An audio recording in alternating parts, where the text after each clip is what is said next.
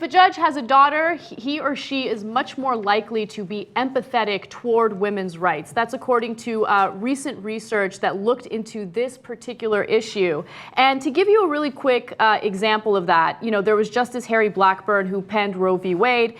And, in his opinion, he was talking about how, of course, we need to pass this. We need to ensure that women have the right to abortion. And keep in mind that his daughter got pregnant when she was very, very young, and she didn't have that option available to her. So that experience kind of played a role in the decision-making that took place there.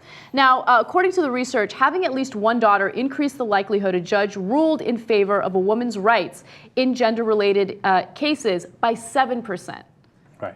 So now it's not overwhelming, it's not 91% or anything, but it's a thumb on the scale.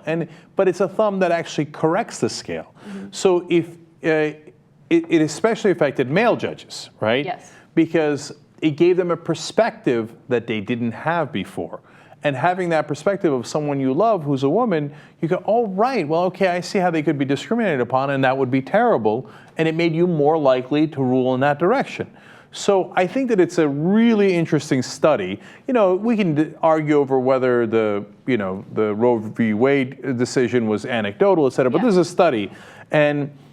And it shows you that when you include different perspectives and you have diversity, it actually gets to a more, in a way of putting it, a holistic decision. So that takes everything into account and weighs it accurately. I think it has everything to do with perspective, of course, but also empathy. Because if you experience these people firsthand and you experience what they go through, then you're much more likely to be empathetic toward their struggles. So, a perfect example of that would be the gay rights movement. I think the gay rights movement differs from race relations in the sense that any family can have a gay family member. And then all of a sudden, they're forced to focus on their own discrimination or their own prejudice and make a decision as to why they feel that way. They're confronted by it and they have to reevaluate. And I think the same thing happens with judges who have daughters, and all of a sudden when they're ruling on something that has to do with women's rights, it's like, hey, you know what, this is going to actually impact my own family members.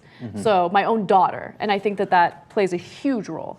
And everybody lives in their own bubble. And when you introduce a female into that bubble that you care deeply about because she's your daughter, it winds up affecting the way that you view things. And that's great. And by the way, that's part of the reason that, for example, universities argue for diversity.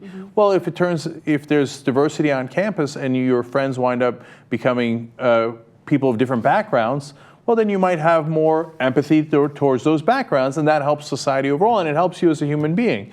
So there's an argument to be made for diversity outside of affirmative action. So it's just an interesting perspective. Keep it in mind. Absolutely. And by the way, another really interesting fact that came up, and I should note that this research was done by researchers at the University of Rochester and also Harvard. They found that the difference is more pronounced with judges who have one child. So if that child is a daughter, researchers found a 16% increase in the proportion of cases decided in favor of women's rights. And multiple daughters didn't really help. Yeah. That's interesting. It didn't get to be a more pronounced case of them favoring gender rights. One daughter was enough to do it, but if it was their only child, they're like, wait a minute, now this is really important. Yeah. And so it had a bigger effect. It's amazing how the human mind works.